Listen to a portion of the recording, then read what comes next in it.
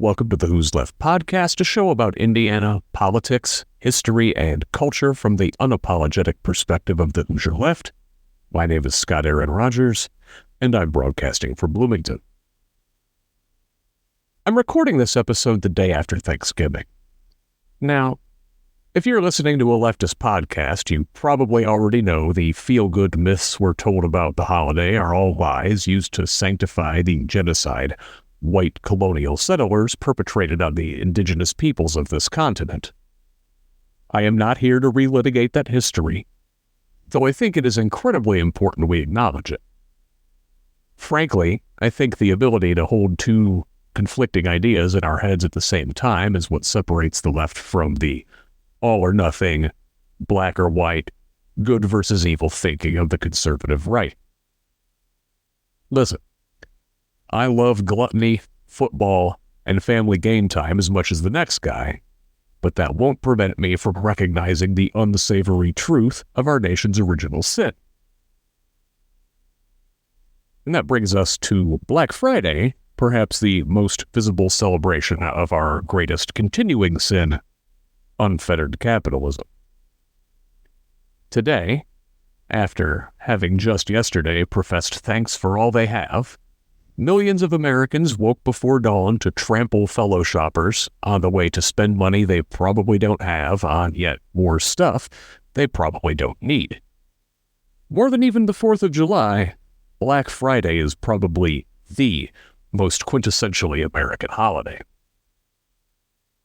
Well, even though I didn't do any Black Friday shopping, I did get you a present. The story of a quintessentially American life. My guest today is Allison Duerk. She is the director of the Eugene V. Debs Museum in Terre Haute. Debs was a labor leader, 5-time presidential candidate, anti-war activist, and prison abolitionist. The most prominent American socialist of the 20th century, Debs has been cited as an influence by Dr. Martin Luther King Jr., Ralph Nader, and Bernie Sanders.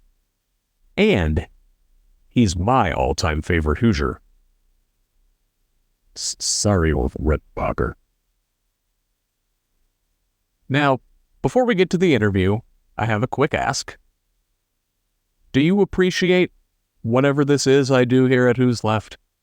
Please subscribe wherever you get your podcasts, and if you use Apple Podcasts or another such platform where you can leave a rating or write a review, please do so. Engagement boosts visibility and really helps us reach like-minded people, and hopefully persuadable others. If you're in a position to financially support the program, the best way to do so is by subscribing at the paid level over at scottaaronrogers.substack.com. While you're there, you can find my essays, campaign finance research, and past episodes of the show. You can also find me on Facebook, X, Twitter, Instagram, and Mastodon at ScottRog78. As good as a monetary contribution is a recommendation. Share with friends, family, and strangers alike. Let's build a community committed to pulling Indiana out of its right-wing stupor and maybe have a laugh along the way. Thank you for your support. With that, here's my interview with Eugene V. Debs Museum Director, Allison Duerk. At this time, please welcome to the Who's Left podcast, Allison Duerk, the director of the Eugene V. Debs Museum in Terre Haute. Allison, welcome. Hi, Scott. Thank you so much for having me. Excited to talk. I really appreciate your time. So, Eugene V. Debs has had a bit of a resurgence in the last, 8 to 10 years, maybe. First with the Bernie Sanders campaign, obviously, in 2016. Debs is probably the most famous socialist in this country before Sanders, and an inspiration to Sanders. He got some mention at that time. And completely at the other end of the spectrum, we are potentially looking at the possibility of former President Trump running next year from prison, which Debs also did. So Debs is a Hoosier. He is from Terre Haute. Give us the brief introduction to our protagonist here. Definitely. And as a quick precursor, I always find it difficult to give a proper elevator pitch for Eugene Debs in his few sentences, because Debs lived such a long, very dynamic life, was part of so many causes and movements. And I want to do justice to all of it. And it feels just impossible in a few sentences. But of course, born and raised in Terre Haute, Indiana, this town was his home his entire life. Was one of the most important labor organizers and leaders in this country's history. I always waffle a little bit on describing Debs as a labor leader because he didn't want to be referred to in that way. He thought that we should all find a way to be a leader in our workplaces, in our unions, in our industries, and so on. But in any case, Debs co-founded the American Railway Union in 1893, which at its peak was the single biggest union in the country, and then led the Pullman strike of 1894, which did not turn out the way that Debs and the strikers would have hoped, ended up with dozens of them shot and killed by our own army. Pullman workers had to beg for their jobs back. Debs and all the union leadership got jail time. He got 6 months. And while in jail, really had to rethink some stuff. It wasn't an overnight conversion by any means. It was really a long trajectory. But within a few years of his imprisonment, Debs did endorse socialism for the first time. You could say that the Pullman strike was one of the final maybe nails in the coffin for Debs in the two-party system, because it ultimately convinced him that both Republicans and Democrats were in the pockets of the ruling class, capitalists, the employing class, whatever term you want to use to describe them. But ultimately, that is what led Debs to embrace socialism. He co-founded the Socialist Party of America in Indianapolis, by the way, in 1901. He ran for president 5 times on the socialist or social democratic ticket in 1900, but all the way up until 1920, and you'll know by now, of course, as convict number 9653, because Debs was campaigning from a prison cell in the Atlanta Federal Penitentiary because he had illegally spoken out against World War I, which you simply could not do. That or criticize the U.S. government under the Wilson administration. Debs did both, got a 10-year sentence for it, got almost 1 million votes from his prison cell in 1920 as convict number 9653. That was 3.5% of the popular vote. No electors, so I guess you don't have to worry about the spoiler thing.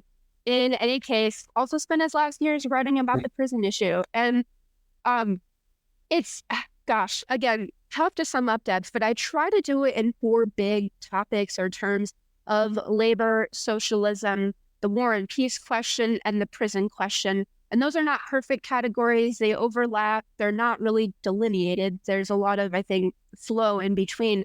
But that last point about prisons, I think, up until maybe in more recent years, has been largely overlooked as far as Debs' life's work and legacy.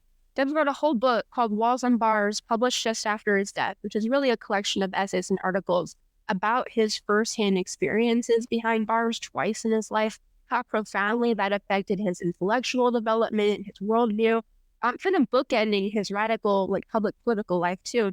But Debs also gave a pretty prescient political and economic analysis of prisons, as he said, institutions for the poor, a rule to which there are a few exceptions. And then Debs outlined a sophisticated abolitionist argument too, which you'll still hear in the socialist movement or allied movements today.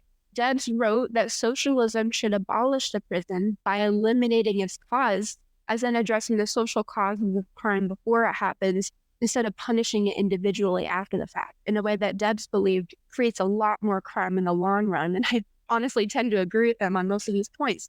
And that's the same kind of an argument that you will hear from people today like Angela Davis and Ruth Wilson Gilmore. And what I really try to do with the whole span of Debs' life is less focus on stepping back into his era. There's, ways where that's, I think, useful to do. But less stepping back in time in the house in this museum. It's still 2023 or whatever year it happens to be. I want our guests to think about why Debs and his ideas are still meaningful to us today. And we can talk more at length about that as much as you like. But because of just how relevant all four of those topics are today between labor, socialism, peace, and prisons. I can't not draw those connections. So anyway, thank you for the chance to give a brief overview of Gene's life story, and I'm happy to jump off on any of those points as much as you want. Well, sure. So actually, I'm going to ask you to do the thing you just told me you don't normally do, and step back into his era just briefly and give us a little overview of his life growing up in Terre Haute and coming of age before he became the man that we know him as. Definitely. So the early years, I think, are super interesting to dig into. So I don't mind, stepping back in time a little bit in that way.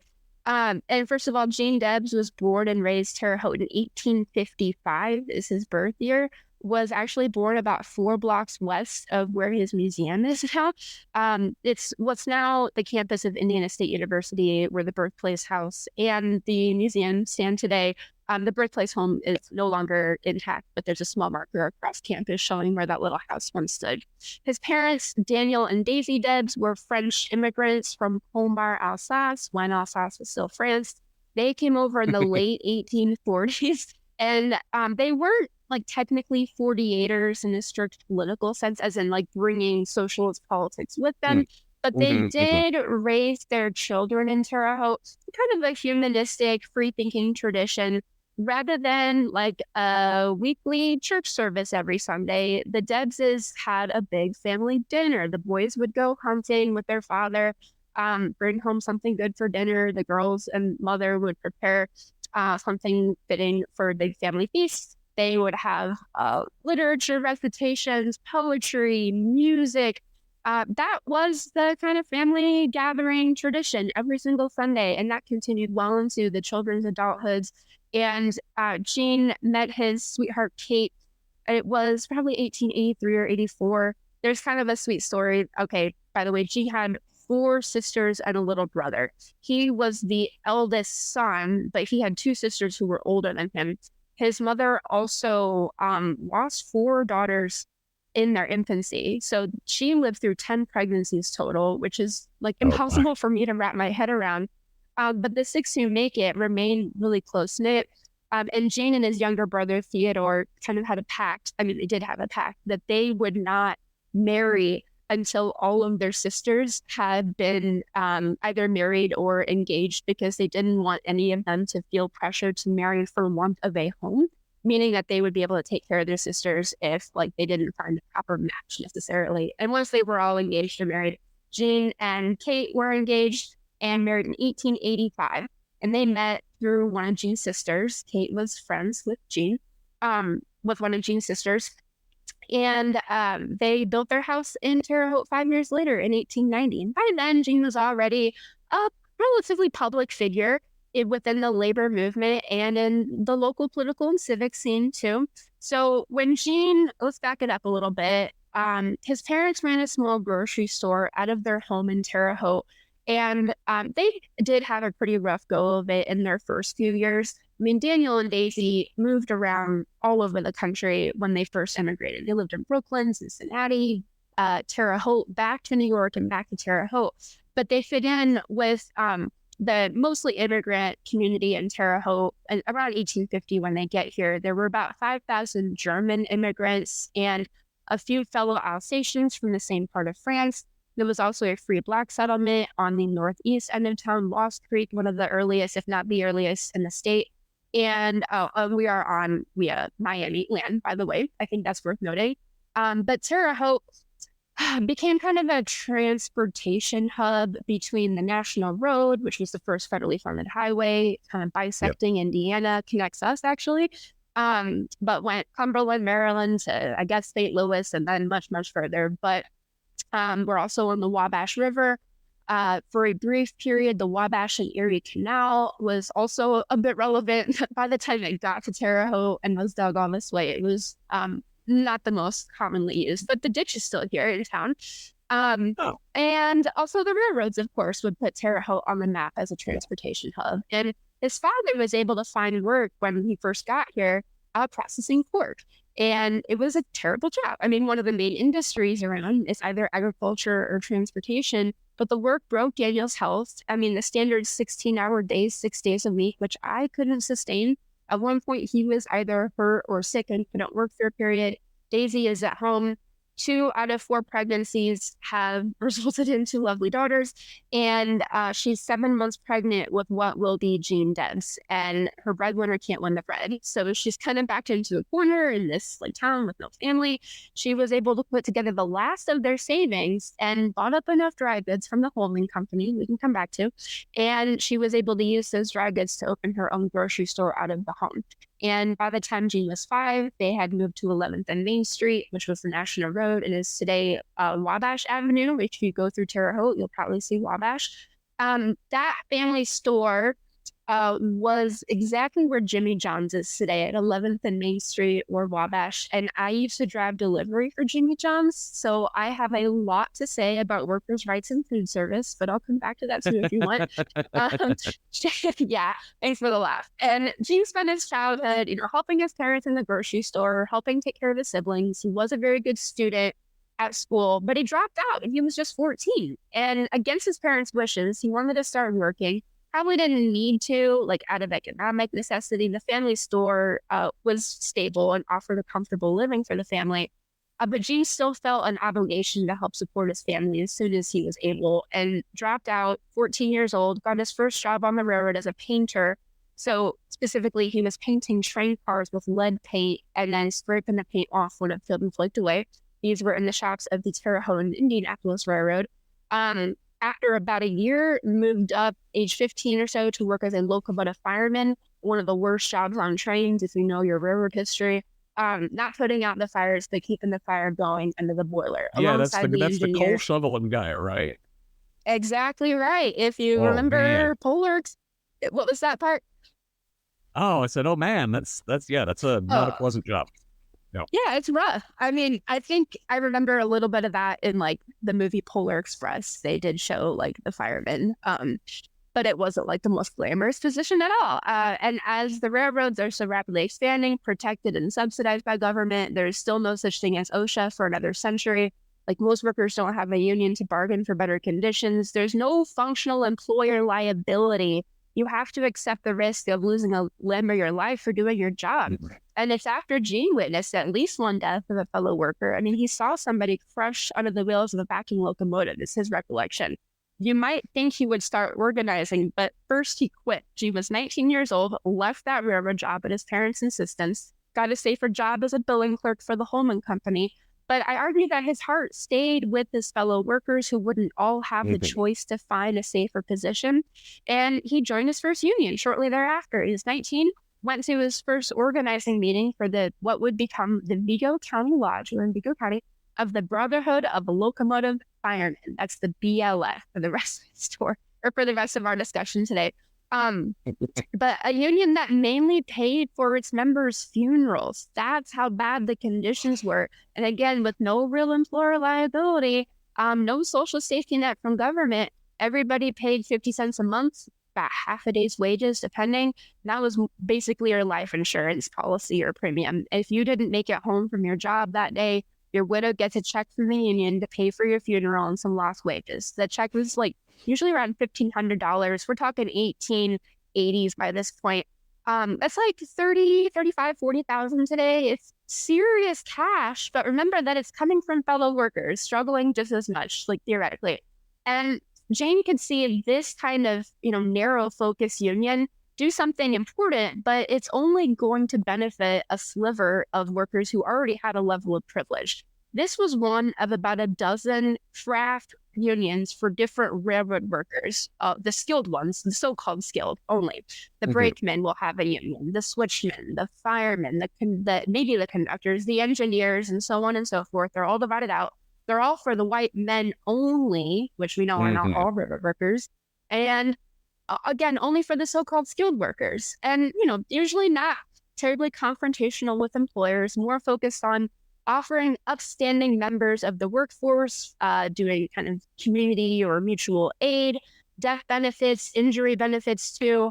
All well and good, but I would argue not putting a lot of pressure on employers to make major concessions or offer much of a say in like working conditions either. So uh, after growing the BLF, I mean, for close to 2 decades, because Gene was the local secretary here for the Vigo County Lodge for about 5 years. By his mid-20s, he was appointed as a national officer of the whole union, and under his leadership, did help explode its membership, its number of lodges around the country, got out of debt pretty quickly, edited its publication, the Fireman's Magazine. Obviously, was getting into some labor journalism here too. But again, I mean, here we are at the end of the century. Gene would look at the railroads and see something a lot like what we might see today in Walmart, Amazon, Disney, and Starbucks. And these weak, divided unions finding themselves pitted against each other over and over, usually by the employer, but sometimes by themselves, not having nearly the leverage or power needed to take on this growing, unprecedented corporate power.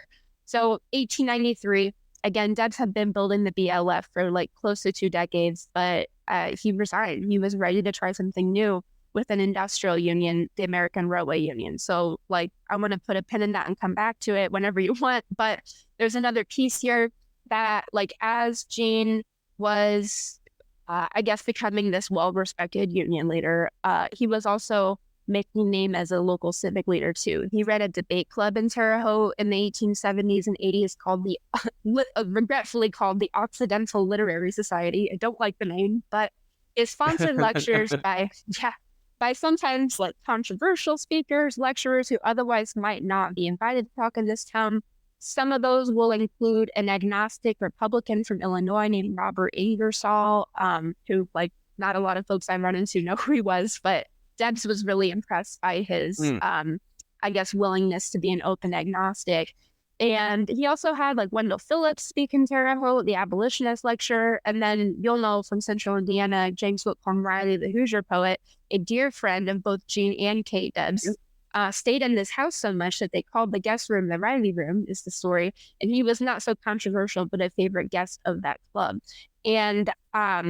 And then when you go up to the murals in the attic of the house, there's a prominent display of Susan B. Anthony speaking in Terre Haute. And I want to give the story here, which a lot of our guests, especially locals, do not have any clue that Susan B. Anthony spoke in this town. It was 1879. And like, to be clear, Anthony like was a racist, like had some, like today she's seen as pretty milquetoast, but in 1879, she had just been jailed for trying to vote in the previous presidential election. And I like to imagine Gene thinking, if we could invite these men, then why not write to Miss Anthony? And he did. But she was considered so controversial that the debate club refused to sponsor her lecture. So he invited her anyway. Had to rent the hall with his own money, so she'd have a place to speak. She's pelted with insults the minute she got off the train a few blocks from the house here. And Debs later reflected on this as one of the first times that he intimately saw that kind of prejudice in his hometown. Never forgot about it. And I like to draw the connection that every time Debs ran for president, decades later, was running on planks to expand and strengthen her voting rights. So I don't want to jump ahead too far here. I could just give like another, maybe one piece of detail from Gene's earlier years. And that was his favorite book. It was Les Miserables, pardon my French today. But Eugene V. Debs, he's named for two French writers, Eugene Sue and Victor Hugo. I've not read Eugene Sue's works, but I'm working on Les Miserables by Victor Hugo. Les Mis was Gene's favorite book. He said that he read it over and over in French as a kid. And I'm still working on the English audiobook as a so-called grown-up. So I don't know how he did it, but if anyone's familiar with the story of Jean Valjean or Fantine or 24601 up to Convict 9653, I think there's so many through lines that we can draw there. Not hard to see where James Needy's sense of social responsibility will come from, what we owe each other in this world. I don't mean social responsibility in like a corporate way, but it's literally like what we owe each other. So I don't know. Hopefully that's a good enough overview. I know that I got a little granular on some of those points, but is there anything else we should expand on there? Do we want to jump ahead? No, that's a great introduction. Thank you. So we sort of left off chronologically where he was getting involved in more national unions. When does he get jailed for the first time? Yeah, great question. So it was actually Cook County Jail during the Pullman strike. So he served his actual 6-month sentence after the strike out in McHenry County Jail in Woodstock, Illinois, which, by the way, is where Groundhog Day was filmed, and the jail is still there. But Gene did served some time in Cook County before he was released on bail, and described it as like the most inhumane, awful place ever, like rats. But he also saw like the prisoners in the jail just like sharing everything they had, cutting cigars into like halves and thirds to be able to share as much as they could too. But that was for Gene's role leading the Pullman strike. So if it's all right, I'd like to give some of the background around Pullman and the strike and like how Debs ended up in jail for that too. So if it's okay, it's kind of there's a lot. Could we have like 5 minutes on that? Is that okay? Oh, absolutely. Okay, I great. actually grew up in Michigan City, Indiana, where we used to have a Pullman factory. So this is personal. You have the floor. Oh, fantastic. And I'd love to hear about that like personal connection too. So I'm also a Northerner, by the way. I'm from Northeast Indiana, north of Fort Wayne. But it all ties in. My grandpa was a steel worker, and yeah, this is great. So in any case, let's take it back. I kind of left a pin in the American Railway Union, first of all, and I want to say a little bit about why this new kind of union was so important. First of all, it was like one of the first attempts to organize an entire industry under one union. We talked about how, for the most part, you'd be organized if you were lucky enough to have a union, it would be dependent on your specific job or craft or skill, dating back to or I guess drawing on the tradition of the guilds back in Europe. But the industrial union was a pretty new idea, again, to organize all workers within one industry. And that doesn't just need to mean manufacturing or mining or railroads. Like, I would encourage our listeners to think about what an industrial union could look like in, for example, healthcare or education, where like one hospital might have one contract for everybody who works wall to wall, or a university can do the same thing instead of having maybe half a dozen or more contracts, even if everybody was unionized.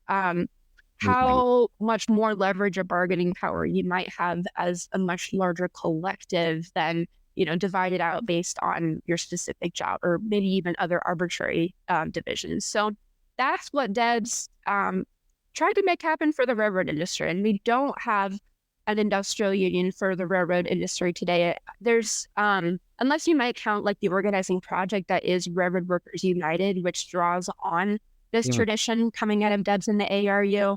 And I would be happy to point you to that organization too. But that's why the ARU is so groundbreaking. No matter your job, your so-called skill level, let's say engine cleaners or maintenance, they're going to have the chance to organize for the first time. Women are also welcome in the ARU. It was one of the first major unions to do that, but it still failed to abolish the color line. And Debs thought it could and should have. This is 1893 at the ARU's first big convention. That's also the year of Plessy v. Ferguson, separate but equal. And I think the whole country is at a crossroads here. Debs actually urged the union to vote to welcome Black members, which would have been, historic is an understatement. And this is, yeah. And the vote ended up going from the white delegates at this convention went 110 to 112, 110 to 112 not to welcome Black workers. It was that close. Wow. There's a lot that I would dig into with this because Debs actually kind of blamed that loss on company agitators who he thought were trying to sway the vote. It's hard to say. I don't want to discount racist attitudes within the American Railway Union either. But Debs did spend the rest of his life insisting that the Pullman strike could have gone differently if the Pullman porters had been welcome in the ARU. Specifically the porters being the Black wait staff on the Pullman cars. Having a key role on the actual cars could have meant the ARU could have shut down the car operations across the country without having to tie up the railroads the way they ended up doing. And we'll never get to find out, but I think there's a really clear lesson here about solidarity and what happened in its absence. So I guess within that context, the ARU actually did grow to become the biggest in the country, the biggest labor organization at the time, bigger than all the old river brotherhoods combined. Part of this is because they won a major strike on the Great Northern Railroad to prevent a wage cut. Instead, they got a wage increase. They shut down an entire railroad end to end. And it only worked because the engineers and the engine cleaners were able to strike together in the same union. And they got Jim Hill, the railroad president, to the table, won almost every demand, a sweeping success. The ARU ballooned to 150,000 members in 27 states. And that sets the stage for the Pullman strike. And like, come to the museum, we'll talk about this for a whole half an hour if you want. But we can start with Pullman the guy, Pullman the cars, Pullman the town. The cars, of course, luxury train cars that transform rail travel if you can afford to upgrade your ticket. Like quintessential example of like Gilded Age, so-called progress or whatever. These luxury train cars with like chandeliers, wait staff, which were black men, which is a status symbol for white travelers after the Civil War. All of these luxury cars are built in Pullman, Illinois, a company town on what's now Chicago's South Side. It was separate from the city then.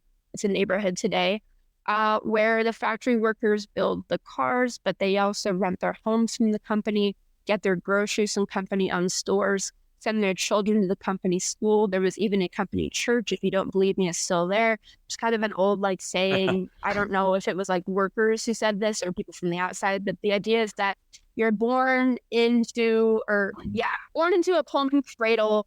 You are catechized in the Pullman church, taught in the Pullman school, fed from the Pullman shops. And when you die, you will go to the Pullman hell is the big idea there. So, So, by the way, like if you ever hear big employers talking about like providing affordable housing, just like little grain of salt, because I think like a lot of these employers are counting on us not doing the reading is the way I think about it. But anyway, another like contradiction here was how George Pullman, the guy, like bragged about being this benevolent employer of black men as the Pullman porters, which like was considered like a prestigious position in black families. Like you could travel the country, see places you might not otherwise have a chance to see. But the Pullman workers, the Pullman porters were almost entirely paid in tips from the travelers. Like the majority of their income did not come in wages from the company. It came from tips from the travelers, which is a bit of your racist origin of the tipping system right there. But always like tip anybody who like helps you. Like as long as like employers are not filling in that gap, then like we all have to make sure that we can pay our bills. I don't want to encourage people to not tip. But in any case, Pullman didn't even allow the porters to live in the Pullman town in this era. It was only for the white European descended factory workers. So just contradiction on contradiction.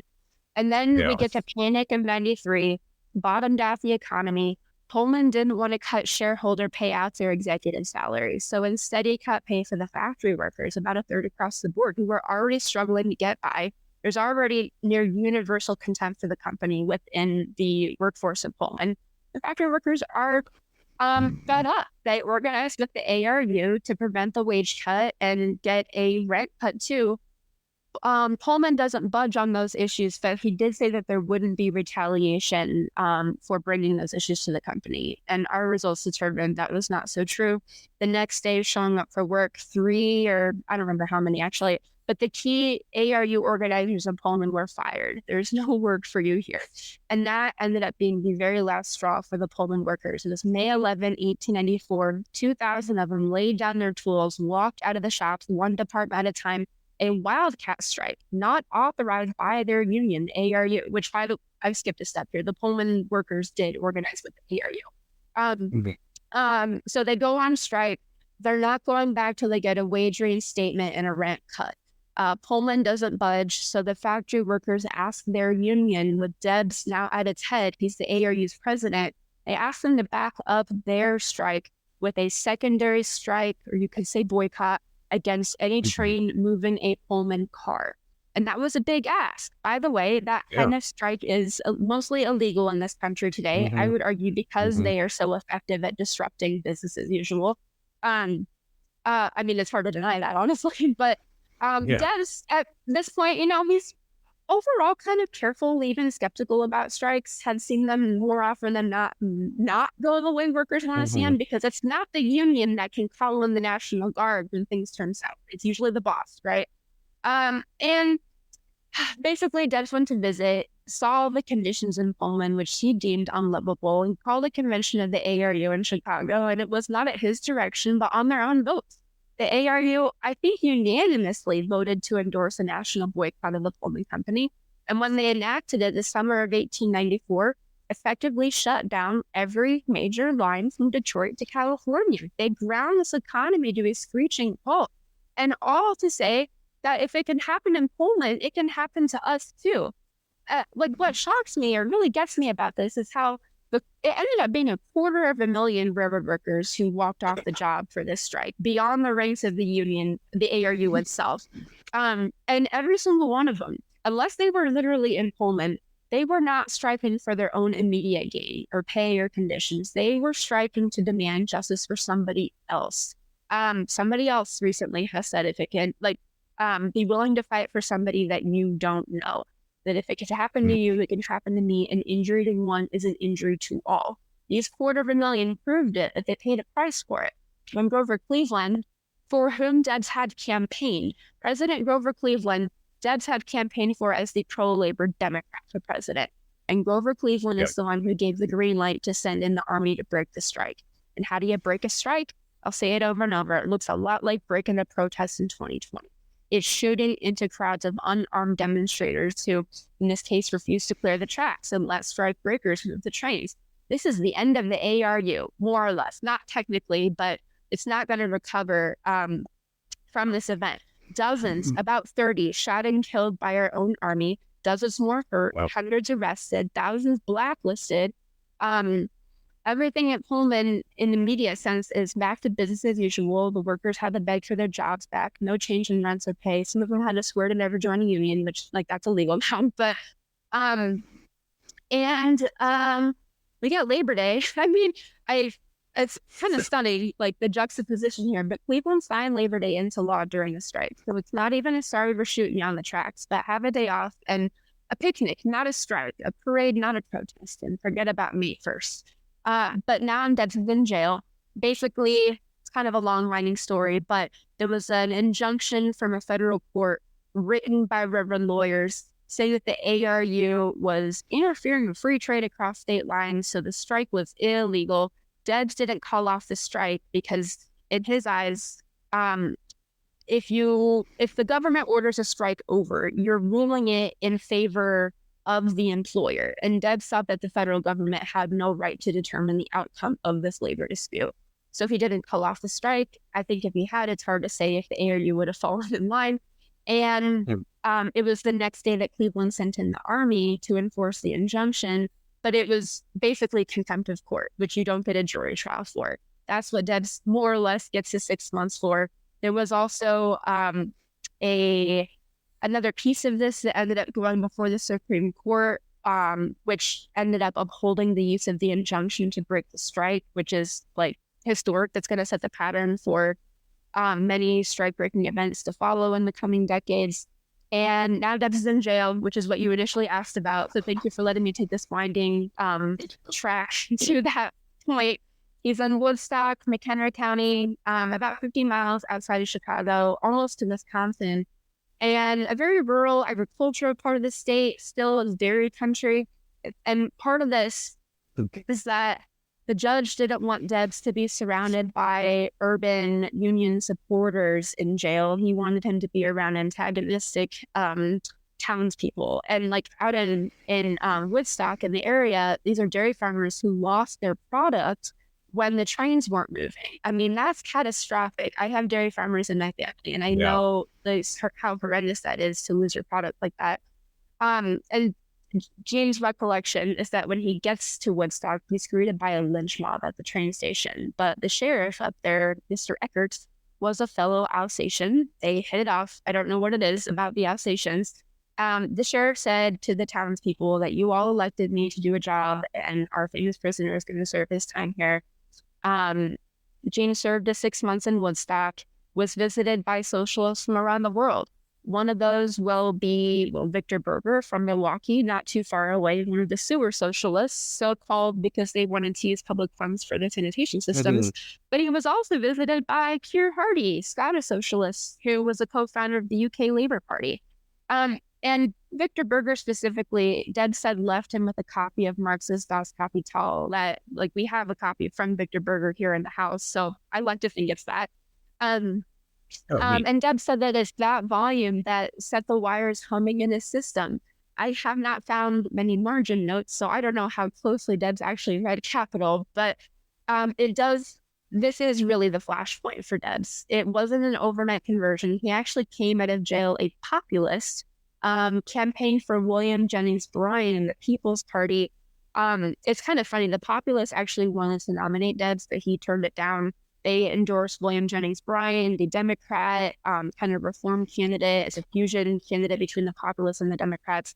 Bryan, the story goes, was outspent 30-1 by the Republicans. And his loss appears to be, let's use a cliche, the straw that broke the camel's back. And Debs endorsed socialism on New Year's Day after that election. It was New Year's Day, 1897, that Debs said for the first time, the issue is socialism versus capitalism, and I am for socialism because I am for humanity. We have been cursed with the reign of gold long enough. Money no longer constitutes a proper basis for civilization. Time has come to regenerate society, and we are on the eve of universal change. So I think we can see, I don't want to oversimplify, but some really notable cause and effect here in Jane's life. It wasn't out of nowhere, and it wasn't just an overnight conversion. It was a pretty clear trajectory for Debs too. Lots to cover, but that is how Debs ended up in jail for the first time. And by the way, I want to mention that Kate actually came up to Woodstock and stayed with the sheriff's family for the last 3 months of that sentence after the other ARU officers have been released, because they only got 3 months. And Debs was also visited by Nellie Bly, who conducted a very interesting interview that you can find on the Marxist online archive too. Oh, neat. Okay, so Debs is introduced to socialism in jail and sort of comes to accept it slowly. So once he is fully in, a committed socialist, 1897, where does he go from there? Yeah. Oh, it's a long, winding road. And I want to add one clarification point, that even before Debs was in jail, he was well aware of the growing socialist movement. He didn't like the socialists for the first half of his life. He called class struggle an invention of diseased minds, actually. So a little ableist language, Gene. But I also want to give Kate some credit here too. And I want to also highlight the work of my colleagues at the Debs Foundation, Mickey and John Moran. They draw, I think, a really interesting set of conclusions around Kate's influence on Jean's intellectual development too, because her family were German immigrants. She had family down in Louisville where she was raised, part of her childhood, and some of her mother's side appeared to be 48ers, or at least adjacent, who did bring socialist politics with them when they immigrated. And Jean and Kate frequently visited that family after their marriage before Jean fully embraced socialism. So it looks like some of Kate's family could have played a role in that development too. I just want to give some credit where it's due. But anyway, the next few years will be marked by various mergers and splits and wings within different socialist kind of quasi-parties and political formations, eventually culminating in the foundation of the Socialist Party of America in Indianapolis in 1901. This will come just after Jean's first presidential campaign in 1900 on the Social Democratic ticket.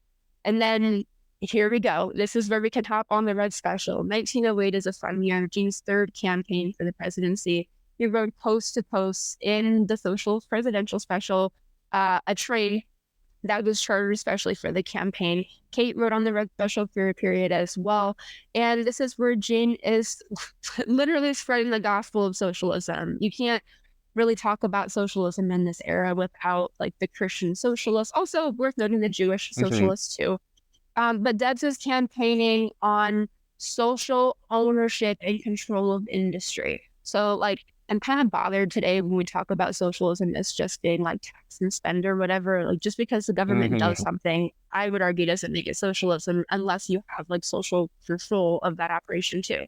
So Yeah. that's the basis for Debs platform, social ownership of industry or public ownership. Or I guess if we can do that with public ownership, Debs is also campaigning on making sure the public is actually in charge, which he thought was not even close to the case. He said we have a democracy in name, but despotism in fact. So he was running on calling a constitutional convention to address the flaws that he believed were baked into our democracy. For example, abolishing the Senate because it wasn't elected most of his life. He wanted to abolish the Electoral College. He wanted to strengthen and expand our voting rights, women and people of color in law as well as in fact. He wanted to abolish poll tax and literacy tests to make the promise of suffrage real. He was also campaigning on like national health insurance, social security, minimum wage, safety protections, a whole laundry list that if somebody has one today, whether it was through a contract or a law, like it wasn't a benevolent gift from an enlightened manager or employer, right? It was something that regular people like us had to fight for in some capacity and sometimes even die for, like the 8-hour day. But Debs will also campaign on the weekend. Gosh, like there's so much like we could dig into with this. But then we get, 1916, her run for Congress, thought he was done with the whole presidential song and dance, and also understood that he was not going to make it to the White House. To him, that really wasn't the point. He joked that if the socialists ever stood a chance of getting into the Oval Office, they should run a different candidate because he thought he'd make a terrible president. The point is laying the groundwork for future electoral success in a system that does not favor us, not even the right word, that doesn't even empower like little parties like this, third parties, I guess. Laying the groundwork for future electoral success. And ultimately, it's about raising class consciousness, making sure that working class people see ourselves as having more in common than different, despite all the ways that we've been historically pitted against each other. That when we can unite for our common interests in the system of class domination, when we figure it out, we can't be stopped. And then this will lead us up to, U.S. entry into World War I. We could talk at length about the sedition espionage laws under the Wilson administration, the draft, how many thousands of people who were rounded up and deported, jailed. Some of them lost their citizenship if they were immigrants. Newspapers were shut down for publishing anti-war pieces. And this is not going to deter Debs. He went on to give his most famous speech in Canton, Ohio, and is already pretty much revered as an orator, as also where a lot of his income came from, was giving lecture tours. But in Canton, Ohio, speaking to the state convention of the Socialist Party for Ohio, he said that it's always the ruling class that declares the wars, and it's always the working class that fights the battles, pays the prices, freely sheds the blood, and furnishes the corpses for wars they never had a say in declaring. And Debs said, if war is ever really right, let it be declared by the people. You who have your lives to lose above all others should decide these momentous issues of war or peace. So democracy, once again, it's all the big idea here, and it's enough to lock Debs up.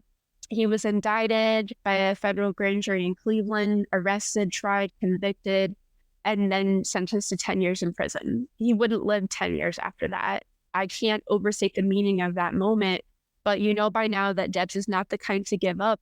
Spent his time in prison as convict 9653, doing whatever he could to witness the humanity of his fellow prisoners as well. There's some, I think, profound recollections in Walls and Bars, the volume I mentioned earlier, about those personal connections. But it was released about 3 years in when President Harding granted a commutation to time served, not Wilson, and not a pardon. Do not get it twisted. Gene spent his last years in and around Terre Haute, but never recovered from the toll that prison took on his health, and died 5 years after his release, age 70, in 1926 from heart failure. But of course, his legacy lives on in so many capacities, and I know I've taken this a lot further than like the question actually initially asked. So what else? No, that's great. Well, get into the prison reform and abolition stuff, because, for most people, the Debs story sort of ends with the 1920 campaign. Yeah. This is, I think, so important. Debs wrote in Walls and Bars, like some basic reforms that could be implemented in like the immediate future, like allowing the prisoners to elect their own guards from their own ranks, for example. He thought that prisons should function as democracies. Like, what a concept, right? Like the absolute opposite of prisons then and now. There's a really great example of him encouraging and helping the prisoners organize for better treatment instead of like individually begging for it. While he was in Atlanta, there was a rule that if you didn't attend the chapel service every Sunday, the guards are going to beat you up with clubs. And how very Christian. Debs said that he refused to go to the chapel service in solidarity with the non-Christian prisoners because the guards would be less likely to beat up an old celebrity. That was true. And then he said he helped the prisoners make this demand collectively. And by the time he left, it wasn't a rule anymore. So, one little way, Debs thought that we could improve our conditions even in the worst kind of places, but thought that basically prisons, like I said, should be operated as democracies accountable to the public and to the people inside. And that eventually the prison as institutions should be replaced by what he called the asylum, the hospital, and the farm. And like, that doesn't mean like a gulag necessarily. That means like a place where you can do like productive work and feel part of a community and not just enrich an idle exploiter, as Debs might say, but actually like work toward a collective effort or goal that you can feel not alienated from, but actually taking part in and benefiting from that labor. And then like the asylum and the hospital, like he's not saying lock people up in like rubber rooms or something. He's saying like make sure that we all have at least the basics available for all aspects of our health from every angle in order to build a world where prisons can become obsolete. So, I mean, there's one argument about flinging the doors open today. Like we can talk about that if you want. But ultimately, Debs is saying, let's build a world that can make prisons irrelevant by, again, addressing the social causes before instead of having individual punishment after. There's so much there. I want to mention like we carry Walls and Bars in the gift shop, but it's also a free PDF online. I'm not a good salesperson. I just want everybody to have access to such an important work too. No, very good. So we've only got a couple minutes left. And where can people find you, both online and in person? Yeah, so we're here in Terre Haute at the Debs house. Right now, we are open 5 days a week. Our hours might change next year, so like check our website, but it's debsfoundation.org, where you can find out about the museum and our programs. You can also support our work, and please do. We're working on $1 million restoration, and we are not going to be able to pull it off on our own. Like this has to be a collective effort, just like Debs' work too. When I say restoration, I mean for the building. This is the 1890 home of Eugene and Kate Debs, and these houses are not cheap to maintain and keep standing. So please support our work. Any amount, big or small, really does go a long way in making sure that we can keep the lights on and keep telling this story. We are also on Twitter, Instagram, and Facebook at Debs Museum or at Debs Foundation, depending on the site. Our Twitter is probably the fun spot right now. I will not call it X. It'll always be Twitter for me. And I also do Zoom tours for free. So if you can't travel out to Terre Haute, totally understandable. You don't even have to leave your living room if you want. Just hop on your laptop or your phone and we can do a Zoom tour of the entire house. I just use my phone. It's very low tech, but we have a good time with it. It's a great way to see every story, every floor of the house, every room. We can tell as many or a few of the stories as you want, but I think there really is something meaningful here in this museum for everyone. And I hope that you'll come and find us. It's a real gem, I think an underappreciated part of Indiana and like world history. So especially if you are a Hoosier listening, you should come visit the house of somebody who I think is one of the most important Hoosiers who ever lived. Absolutely. That is a great way to end things. I could talk to you all night, but I will let you go. Allison Duerk, thank you so much for joining the Who's Left podcast.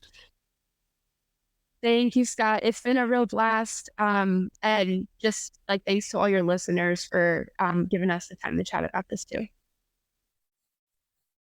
Excellent. Thank you. Thanks. Once again, that was Allison Duerk, director of the Eugene V. Debs Museum in Terre Haute. I close today with my favorite Debs quote.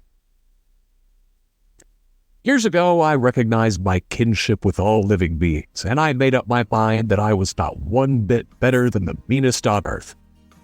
I said then, and I say now, that while there is a lower class, I am in it, and while there is a criminal element, I am of it, and while there is a soul in prison, I am not free.